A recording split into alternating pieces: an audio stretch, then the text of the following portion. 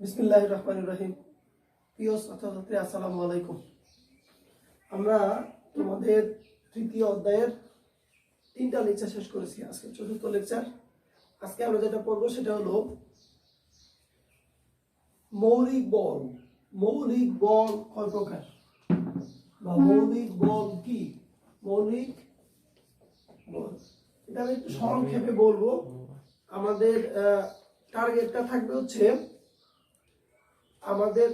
থাকবে আজকে মহাকর্ষ বল পড়া। আমি মৌলিক বলটা একটু আলোচনা করে দিচ্ছি। মৌলিক বল আসলে কি? যে সকল বল অন্য কোনো বলের উপর নির্ভরশীল নয়, বরং অন্য বল এই বলের উপর নির্ভরশীল, তাদেরকে বলা হবে মৌলিক বল। যে সকল বল অন্য কোনো বলের উপর নির্ভরশীল নয়, বরং অন্য বলগুলো এই বলের উপর নির্ভরশীল, তাদেরকে বলা হবে মৌলিক বল। মৌলিক বল হচ্ছে 4 প্রকার। 1 নাম্বার হচ্ছে মহাকর্ষ বল। 1 নাম্বার হচ্ছে মহাকর্ষ বল। 2 নাম্বার হচ্ছে তাড়িৎ চুম্বক বল।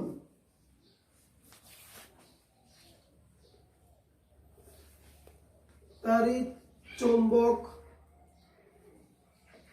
বল বা তড়িৎ চুম্বক বল, যেভাবে দেখো তড়িৎ চুম্বক বল।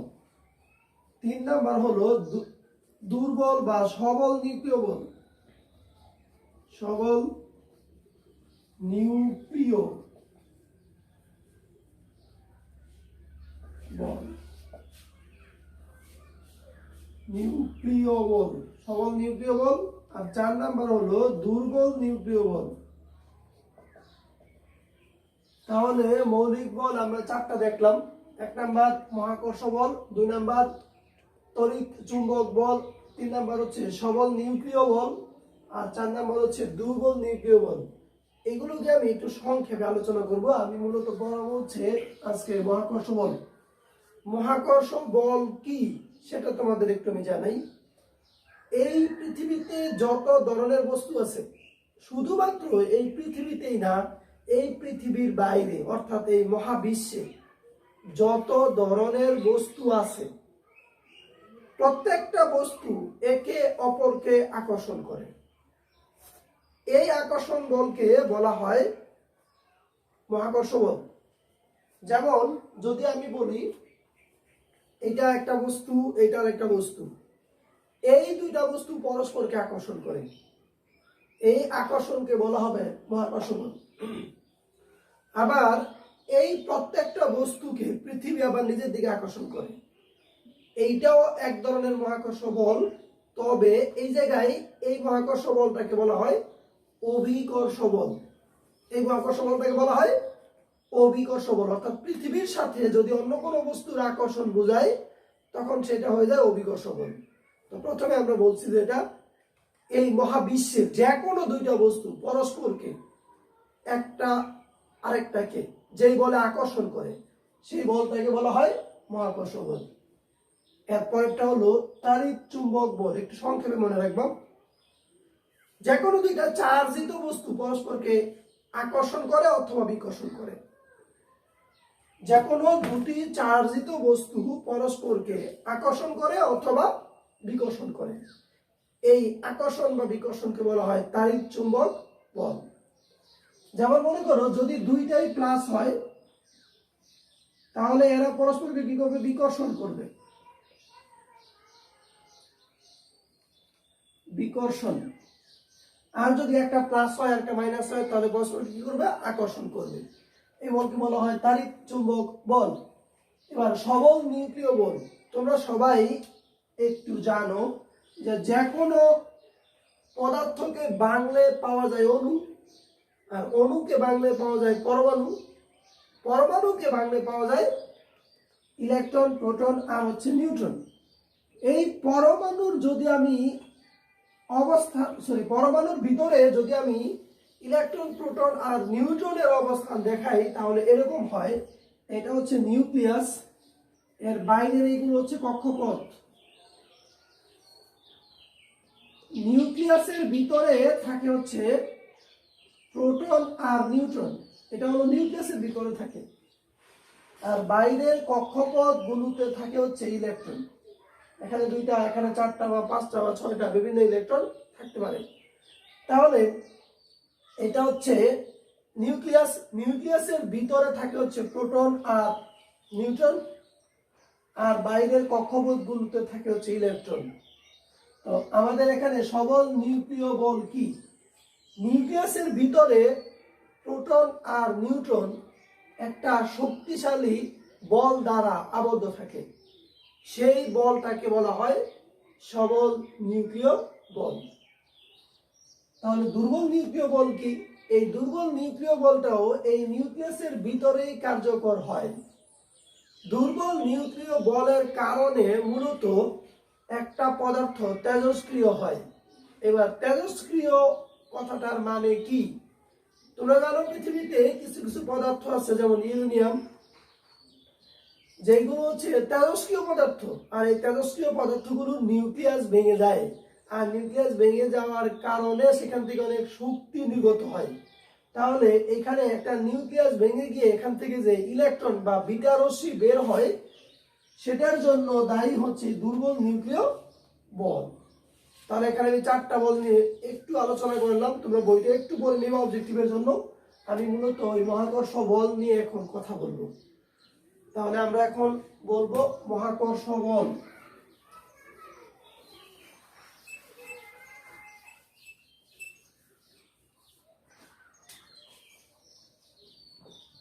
মহাকর্ষ বল মহাবিশ্বের যে কোনো দুটি বস্তু পরস্পরকে যে বলে আকর্ষণ করে তাকে মহাকর্ষ বল বা শুধু মহাকর্ষ বলে। মহাবিশ্বের যে কোনো দুটি বস্তু পরস্পরকে যে বলে আকর্ষণ করে তাকে মহাকর্ষ বলে বা মহাকর্ষ বল বলে, একই কথা। তাহলে তোমরা এটা বুঝে গেছো, মহাবিশ্বের যে কোনো দুইটা বস্তু পরস্পরকে আকর্ষণ করে, কিন্তু বিকর্ষণ করে না। এটা সবসময় আকর্ষণধর্মী হবে। তোমাদের অবজেক্টিভে এরকম আসতে পারে, মহাকর্ষ বল আকর্ষণধর্মী বিকর্ষণধর্মী দুটোই হইতে পারে কিনা। তোমরা অবশ্যই বলবো যে না, মহাকর্ষ বল শুধুমাত্র আকর্ষণধর্মী হয়। তাহলে আকর্ষণধর্মী আর বিকর্ষণধর্মী কোনটা হয়? সেটা হলো তাড়িৎ চুম্বক বল, সেটা আকর্ষণধর্মী হইতে পারে, আবার বিকর্ষণধর্মীও হতে পারে। তাহলে আমরা এটা দেখলাম, মহাবিশ্বের যে কোনো দুটি বস্তু পরস্পরকে কি করে? আকর্ষণ করে। এই আকর্ষণ বলকে বলা হবে মহাকর্ষ বল বা মহাকর্ষ বলে। এবার নিউটনের মহাকর্ষ সূত্র, বিজ্ঞানী নিউটন এই মহাকর্ষ নিয়ে একটা সূত্র আবিষ্কার করেন। নিউটনের মহাকর্ষ সূত্র।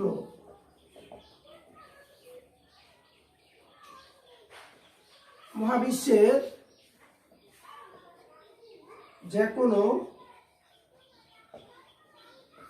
দুটি বস্তু পরস্পরকে যে বলে আকর্ষণ করে তা বস্তুদ্বয়ের ভরের গুণফলের সমানুপাতিক। বস্তুদ্বয়ের ভরের গুণফলের সমানুপাতিক এবং এদের কেন্দ্রের মধ্যবর্তী দূরত্বের বর্গের ব্যস্তানুপাতিক।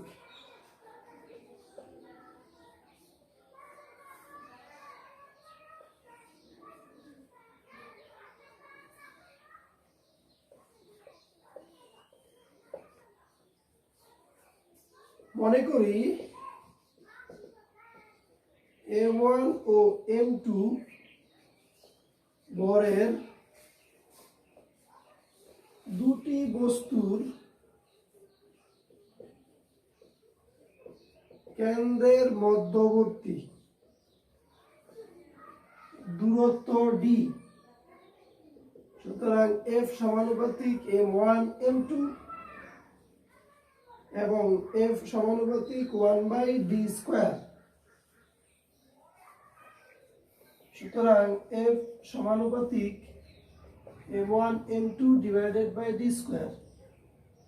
সুতরাং F equal to g m1 m2 divided by d²।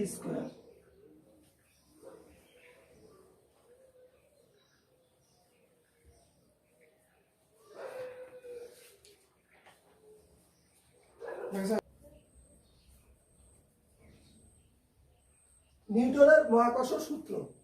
মহাবিশ্বের যে কোনো দুটি বস্তু পরস্পরকে আকর্ষণ করে, এটা আমরা সবাই জানি। তো বিজ্ঞানী নিউটন কি করেছেন? বিজ্ঞানী নিউটন যেটা করেছেন সেটা হলো পরস্পরকে কি বলে আকর্ষণ করে সেটা এখানে দেখিয়েছেন।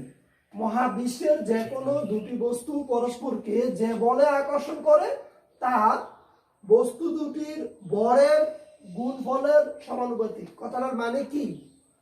এখানে দুইটা বস্তু নিয়েছি আমরা, একটা m1 ভরের আর একটা হচ্ছে m2 ভরের। তুমি যদি মনে করো এটা হলো 1 কেজি আর এটা হলো 3 কেজি, তাহলে তাদের মধ্যে যে আকর্ষণ বল কার্যকর হবে সেটা হবে দুইটার গুণফলের সমানুপাতিক। দুইটার গুণফল কত হয়? 3। এবার যদি এইটা হয় 5 কেজি আর এটা হয় 10 কেজি, তাহলে গুণফল কত হবে? 50। তাহলে এই জায়গায় তাকাইলে একটু দেখা যায় যে যদি বস্তুগুলো ছোট থাকে, স্বাভাবিকভাবে আমরা বুঝতে পারি ছোট বস্তুগুলোর মধ্যে আকর্ষণ থাকবে কম, আর বস্তুগুলো যদি বড় হয় তাদের মধ্যে আকর্ষণ থাকবে বেশি। আবার আরেকটা জিনিস এই জায়গায় কার্যকর হয়। মনে করো দুইটা একই ভরের বস্তু, আমি যদি 1 মিটার বা 50 সেন্টিমিটার দূরে রাখি, তাহলে তারা পরস্পরকে যেই বলে আকর্ষণ করবে, যদি আমি 1 মিটার দূরে নিয়ে যাই অর্থাৎ 100 সেন্টিমিটার দূরে নিয়ে যাই, তাহলে তারা একই বলে আকর্ষণ করবে না। কারণ যত দূরে যাবে তাদের আকর্ষণ ততই কমতে থাকবে। এটার প্রমাণ আমরা এইভাবে দৌড়ে পাই না। কেন পাই না? এর একটা কারণ আছে। কারণ হচ্ছে এই দুইটা বস্তু একটা বলে আকর্ষণ করে, এটা আমরা কখনোই বুঝতে পারি না। কেন বুঝতে পারি না? এর কারণ হচ্ছে এই দুইটা বস্তুকে পৃথিবী তার নিজের দিকে টানে। দুইটা বস্তুকে পৃথিবী কি করে? তার নিজের দিকে টানে। নিজের দিকে যেই বলে টানে সেটাও এক ধরনের মহাকর্ষ বল, সেটার নাম বলেছি আমরা অভিকর্ষ। তো এই দুইটা বস্তু যেই বলে আকর্ষণ করতেছে, সে আকর্ষণের তুলনায় পৃথিবী তার নিজের দিকে যেই বলে আকর্ষণ করতেছে, সে আকর্ষণ বলটা অনেক বেশি। আর বেশি হওয়ার কারণে এই দুইটার মধ্যবর্তী আকর্ষণ বল অনেক নগণ্য। আর এই নগণ্য হওয়ার কারণে আমরা এটা বুঝতে পারি না, কিন্তু এই দুইটা বস্তুর মধ্যেও আকর্ষণ আছে। আমরা নিউটনের সূত্রের মধ্যে যেটা বুঝতেছি সেটা হলো এই দুইটা বস্তুর ভর যত বেশি হবে তাদের আকর্ষণ তত বেশি হবে। আবার এই দুইটা বস্তুর দূরত্ব যত বাড়বে তাদের আকর্ষণ তত কমবে। এটা সমীকরণের মাধ্যমে আমরা এখানে দেখিয়েছি। এফ সমানুপাতিক m1 m2 এই দুইটা বস্তুর ভরের গুণফলের সমানুপাতিক। সমানুপাতিক মানে হচ্ছে এটা বাড়লে এটাও বাড়বে। আর এই জায়গায় যেটা হলো দুইটা বস্তুর কেন্দ্রের মধ্যবর্তী দূরত্ব। কেন্দ্রের মধ্যবর্তী দূরত্ব যত বাড়বে তাদের আকর্ষণ বল ততই কমবে। মধ্যবর্তী দূরত্ব যত বাড়বে তাদের আকর্ষণ ততই কমবে। তাহলে এফ সমানুপাতিক 1/d²। এই দুইটাকে একবারে লেখা যায় কিভাবে? দেখো, এফ সমানুপাতিক m1 m2 divided by d²। তার মানে ডান পাশের যে দুইটা রাশি থাকবে সেই দুইটা রাশি শুধুমাত্র গুণ করে দিবে এই পাশে। তাহলে এফ সমানুপাতিক m1 m2 divided by d²। মনে রাখতে হবে সমানুপাতিক চিহ্ন যখন উঠে যায় তখন একটা সমানুপাতিক ধ্রুবক আসে। সমানুপাতিক চিহ্ন উঠে গেলে একটা সমানুপাতিক ধ্রুবক আসে। এই জায়গায় সমানুপাতিক ধ্রুবকটা হলো জি, আর এই জি কে বলা হয় মহাকর্ষীয় ধ্রুবক। জি কি বলা হয়? মহাকর্ষীয় ধ্রুবক। এই জি এর একটা মান আছে, মান কত? 6.67 into 10 to the power minus 11। 6.67 into 10 to the power minus 11। এইবার প্রশ্নটা হলো এটার একক কি হবে? এটার একক হবে এমন newton metre square per KG square. তোমরা এটা মনে রাখতে পারবে না, মনে রাখার উপায় আমি বলে দিচ্ছি। মনে রাখার উপায়টা হলো, যদি আমি জি এর মানটা বের করতে চাই তাহলে এইখানে হবে F D square divided by m1 m2। প্রমাণগুলো দেখতে হবে, কারণ এগুলো মুখস্থ করে রাখা যাবে না। আজকে মুখস্থ করবা, 2 দিন পরে আবার ভুলে যাবা। তাহলে জি ইকুয়াল টু লেখা যায় F D square divided by m1 m2। যদি লেখা যায় তাহলে বলো বলের একক হচ্ছে নিউটন আর দূরত্বের একক হচ্ছে মিটার, যেহেতু স্কয়ার আছে স্কয়ার দিলাম। আর এই জায়গায় কেজির ভরের একক হচ্ছে কেজি। কয়টা কেজি আছে? 2টা। তাহলে কেজি স্কয়ার সমান দেখা যায় newton metre square per KG square. তাহলে এই জায়গায় আমাদের জি অর্থাৎ মহাকর্ষীয় ধ্রুবক এর এককটা হলো newton metre square per KG square. অবজেক্টিভের মধ্যে আসবে, খুবই গুরুত্বপূর্ণ, এটা অবজেক্টিভের মধ্যে আসবে। এইবার মহাকর্ষীয় ধ্রুবকের যেটা আসবে সেটা হচ্ছে মাত্রা। মহাকর্ষীয় ধ্রুবকের মাত্রা বের করো। মহাকর্ষীয় ধ্রুবকের মাত্রা বের করার জন্য তোমরা যেভাবে করবা সেটা হচ্ছে, এই অংশটার সাথে রিলেটেড আরো একটু অংশ আছে, সেটা আমি এখন দেখাবো, এজন্য এটা মুছে ফেলা যাবে না।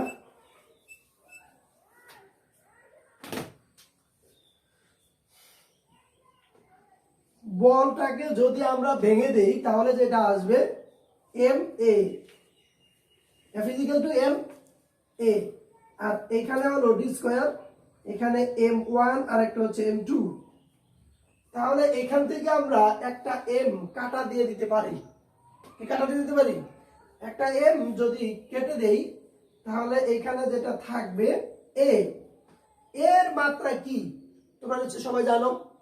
এর মাত্রা কি ছিল?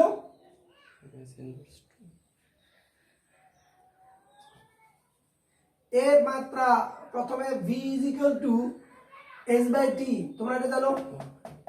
আর এখান থেকে v এর মাত্রা হয়, দৈর্ঘ্যের জন্য মাত্রা হচ্ছে l আর t এর জন্য হচ্ছে l 3/1। এটা 3/1 হবে না, শুধু 3/1 উচ্চারণ, l 3/, l 3/। আর এরপরে a ইকুয়াল টু হয় v by t, তার মানে এখানে আরো একটা t আসবে, এখানে হবে v এর মাত্রা l 3/, আর এখানে হবে t equal to l t inverse 2। এটা হলো v এর মাত্রা, এটা হলো এর মাত্রা।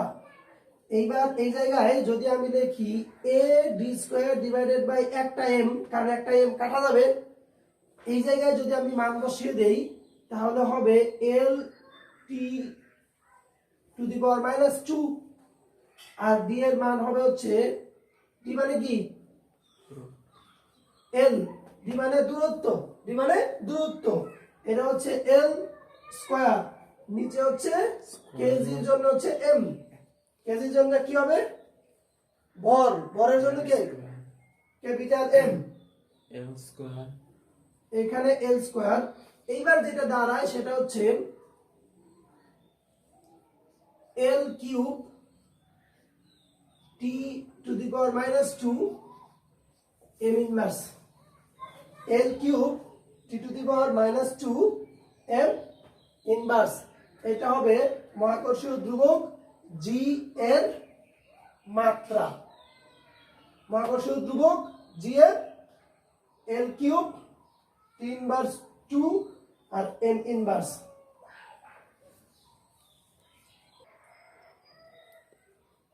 এই জায়গায় একসাথে আমি আরো একটা মাত্রা দেখিয়ে দিই তোমাদের। বলের মাত্রা কি হবে? বলের মাত্রা হবে m a, m a। তাহলে এই জায়গায় হয়ে যাবে m l 3/2 বা t⁻²। তাহলে g এর মাত্রা, a এর মাত্রা, f এর মাত্রা, g এর মাত্রা, এই 3-4টা আমরা একসাথে দেখে ফেললাম। এটা একটু ভালো করে মনে রাখতে হবে অবজেক্টিভের জন্য। আমরা একটু সামনের দিকে যাই।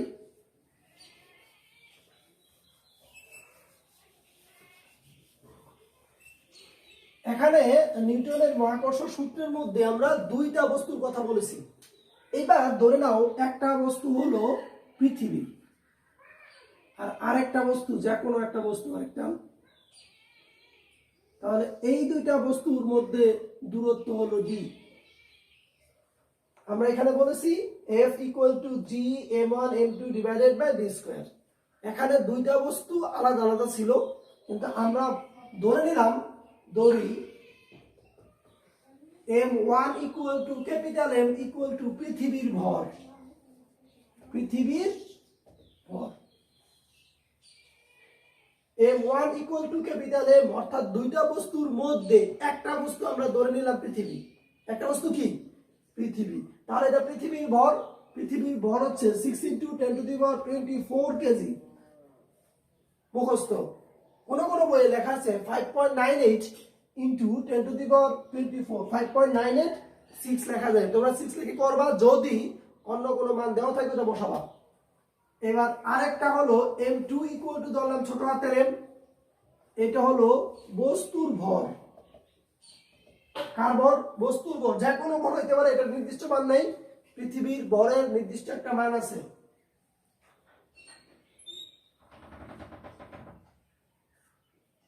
সুতরাং যেটা দাঁড়ায় f = g M m / d²। এই সমীকরণের দিকে তাকাও। m1 এর জায়গায় শুধু আমরা পৃথিবীর ভর বসিয়ে দিলাম, আর m2 এর জায়গায় আমরা বস্তুর ভর রেখে দিলাম, আর d হলো মধ্যবর্তী দূরত্ব। এই জায়গায় আমরা লিখতে পারি f = mg mg ও লিখতে পারি, আবার ma ও লিখতে পারি, দুইটাই লিখতে পারি। প্রথমে আমরা লিখি ma = g mm / d²। সুতরাং a = gm/d²।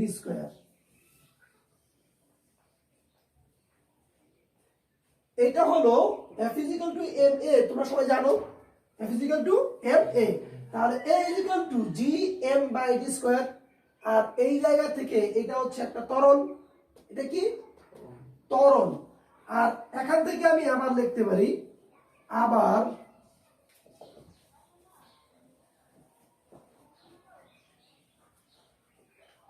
mg = gmm/d²। যখন এটা হলো অভিকর্ষজ ত্বরণ। এটা কি ত্বরণ? অভিকর্ষজ ত্বরণ। যদি অভিকর্ষজ ত্বরণের কথা বলি, তাহলে এই জায়গায় আমাদের mm কাটা যায়, g = gm/d²। এটা হলো অভিকর্ষজ ত্বরণের রাশিমালা।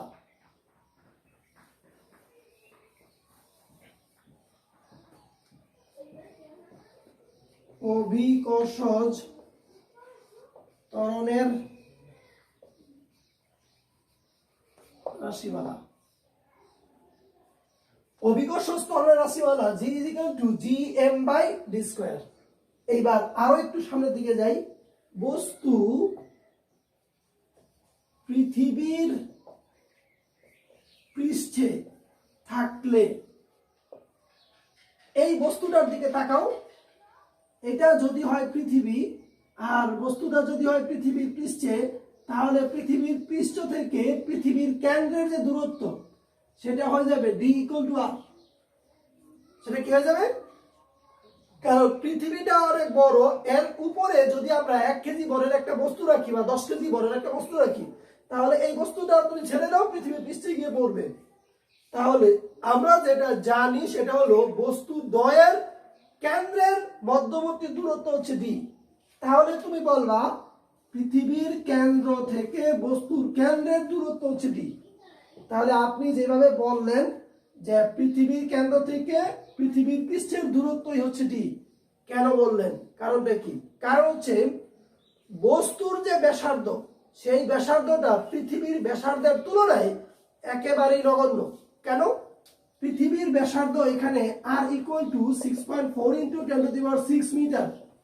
এখন যদি এই ব্যাসার্ধের সাথে তুমি 1 মিটার যোগ করো অথবা বিয়োগ করো, এই মানের তেমন কোনো পরিবর্তন আসবে না।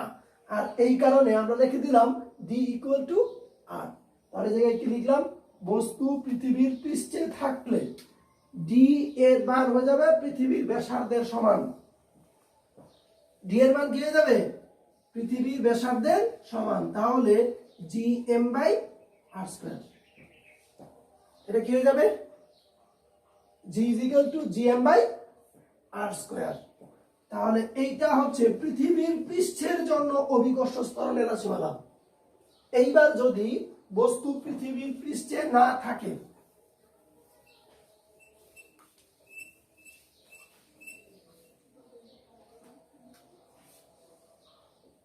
বস্তু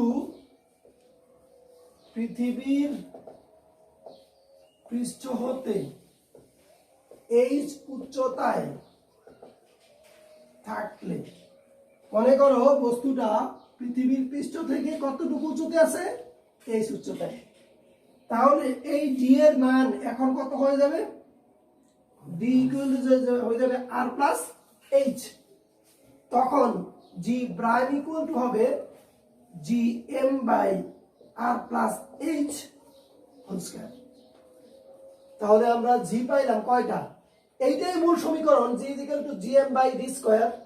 এই d এর মান হইতে পারে পৃথিবীর ব্যাসার্ধের সমান, যখন হয়ে যাবে g ইকুয়াল টু gm/r²। আবার হইতে পারে এমন যে পৃথিবীর পৃষ্ঠ থেকে h উচ্চতায়, তখন টোটাল যে দূরত্ব d সেটা হবে r এবং h দুইটার যোগফল। আমি এখন সূত্রগুলো একসাথে লিখে দিই, তাহলে তোমরা সহজে বুঝতে পারবা।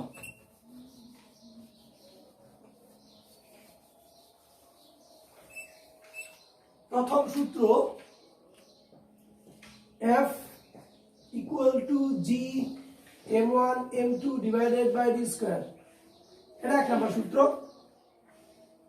আর দুই নাম্বার হচ্ছে g ইকুয়াল টু gm/r²। তিন number g prime equal to gm/r plus h whole square. এই তিনটা সূত্র তোমাদের মাথায় রাখতে হবে। আমি একটু ভালো করে আবার বুঝিয়ে দিচ্ছি। যে কোনো দুইটা বস্তু, পৃথিবী হোক বা অন্য কোনো কিছু হোক, বা পৃথিবীর মধ্যে অবস্থিত যে কোনো দুইটা বস্তু হোক, যাই হোক, দুইটা বস্তুর ভর হলো একটা m1 আর একটা হলো m2। এই দুইটা বস্তুর ভর আর দুইটা হলো এই দুইটা বস্তুর কেন্দ্রের মধ্যবর্তী দূরত্ব, যেটা হলো মহাকর্ষীয় ধ্রুবক। মহাকর্ষীয় ধ্রুবকের মান কত সেটা লিখে দিয়েছি। এইবার g ইকুয়াল টু gm/r²। এই rটা হলো পৃথিবীর ব্যাসার্ধ। আরটা কি? পৃথিবীর ব্যাসার্ধ। আর mটা হলো পৃথিবীর ভর। আর পৃথিবীর ব্যাসার্ধ, m হলো পৃথিবীর ভর, আর gটা হলো মহাকর্ষীয় ধ্রুবক। আগে এই মানটা জানো, 6.67 × 10⁻11 newton metre square per KG square.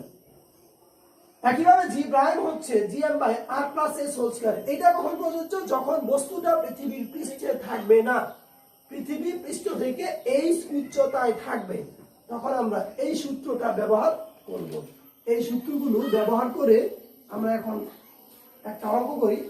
এই জায়গায় যদি পৃথিবীর ভর দেওয়া থাকে, একটা যদি পৃথিবী বলা থাকে আর একটা যদি যে কোনো বস্তু বলা থাকে, তাহলে তোমরা সেটা বের করবা, কোনো সমস্যা নাই। এই ধরনের অঙ্ক আমরা একটু করি।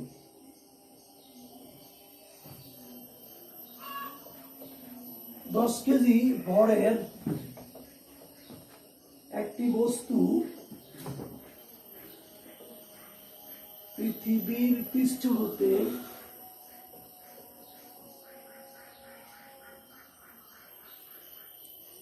5 কিলোমিটার উচ্চতায় রাখা আছে।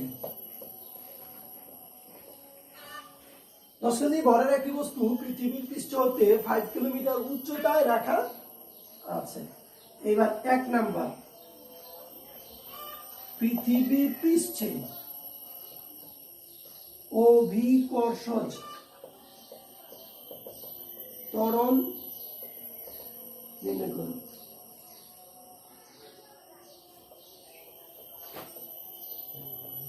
পৃথিবী পৃষ্ঠ হতে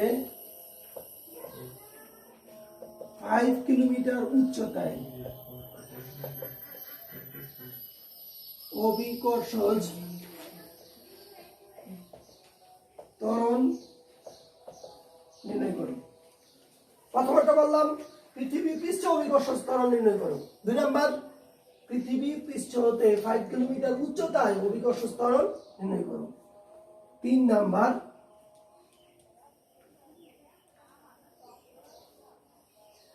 বস্তুর উপর পৃথিবীর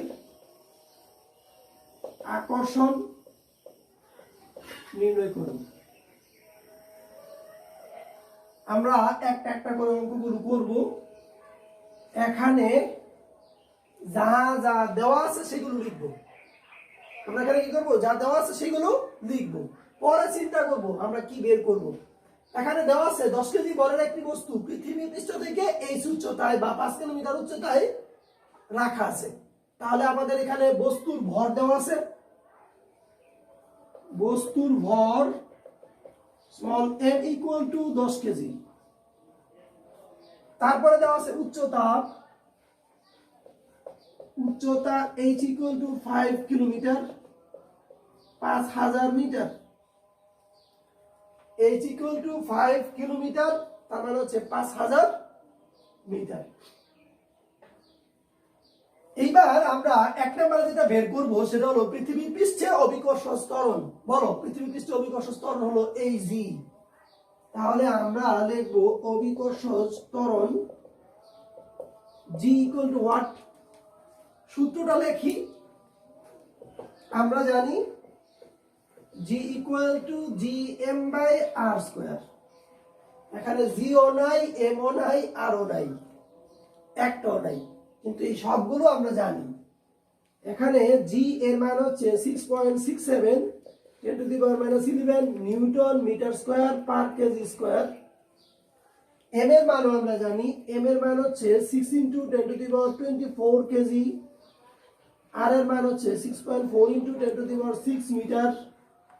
এই তিনটা মানই তোমাদের মুখস্থ রাখতে হবে একক সহ। এবার মানগুলো বসিয়ে দাও। 6.67 into 10 to the power -11 into 6 into 10 to the power 24 divided by 6.4 into 10 to the power 6 whole square. তোমরা আমাকে বলবা জি এর মানটা কত হয়। 7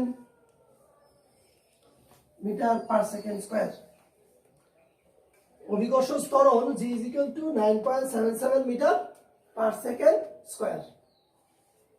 অভিকর্ষজ ত্বরণের একক নাকি সবাই জানো তো? তাহলে এই জায়গায় আমরা এক নাম্বার অঙ্কটা সমাধান করে ফেললাম, অভিকর্ষজ ত্বরণের মান কত বের হয়ে গেল। এবার যাব আমরা 2 নাম্বার, পৃথিবীর পৃষ্ঠ হতে 5 কিলোমিটার উচ্চতায়, অর্থাৎ এই উচ্চতায় অভিকর্ষজ ত্বরণের মান কত। এই জায়গায় h এর মান আমাদের লেখা আছে, সূত্র কোনটা ব্যবহার করব? সূত্র হচ্ছে এটা। তাহলে 2 নম্বরে যাই। 2 number g prime is equal to r plus h whole square. এই জায়গায় আমি একটু এডিট করব, প্লাস 00 হোল স্কয়ার। বলো এই জায়গায় মানটা কত হয়? 1055 মিটার পার সেকেন্ড স্কয়ার। নাও তাহলে আমরা 2 নম্বর অঙ্ক শেষ করে ফেললাম। এই জায়গায় আমরা জানি g prime is equal to gm by r plus h whole square. এখানে gm এর মান আগের মতই আছে, r এর মান আছে, শুধু প্লাস করে দিলাম 5000। এবার 3 নাম্বার, বস্তুর উপর পৃথিবীর আকর্ষণ নির্ণয় করো। বস্তুর উপর, বস্তু কত উচ্চতায় আছে? 5 কিলোমিটার উচ্চতায় আছে। বস্তুর উপর আমাদের এখন বের করতে হবে পৃথিবীর আকর্ষণ বল। 3 number, F is equal to G M M divided by R plus H whole square। কেন লিখলাম? এই জায়গায় D equal to R plus H, এই জায়গায় D equal to R plus H। তাহলে এই জায়গায় আমরা মানগুলো বসিয়ে দিব। 6.67 into 10 to the power minus 11। তাহলে এই জায়গায় F equal to 97.55 নিউটন। এই অঙ্কটা আশা করি তোমরা বুঝতে পেরেছো। এই অঙ্কটা আরো একটু সহজে করা যায়। কিভাবে করা যায় সেটা আমি একটু দেখাই। আমরা জানি F equal to mg, আমরা জানি F equal to mg। এবার ভূপৃষ্ঠ হতে 5 কিলোমিটার উচ্চতায় g এর মান আমরা বের করেছিলাম g প্রাইম। কি বের করেছিলাম? g prime. এই যে g প্রাইম দিলাম, এখানে m এর মান হলো 10 আর g এর মান ছিল 9.755 সমান হয়ে যায় 97.55 নিউটন। যদি আমরা g এর মান বের করতে পারি তাহলে বলের মান খুব সহজেই বের করতে পারি F equal to mg। ভূপৃষ্ঠে হলে F equal to mg, ভূপৃষ্ঠ থেকে উচ্চতায় যদি হয় তাও F equal to mg। কোনো একটা স্থানে যদি আমরা g এর মান বের করতে পারি তাহলে সেই জায়গায় বলের মানও আমরা বের করতে পারবো।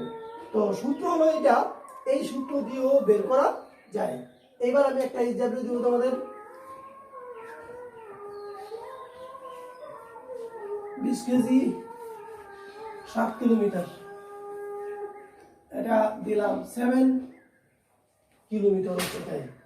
একই অঙ্ক, শুধুমাত্র তোমরা বাসায় বসে একটু প্র্যাকটিস করলাম। একটু প্র্যাকটিস করলেই দেখবে অঙ্কগুলো অনেক সহজ। আজকে আর এই ক্লাসটা দীর্ঘায়িত করবো না। সবাই ভালো থাকবা, সুস্থ থাকবা। আল্লাহ হাফেজ।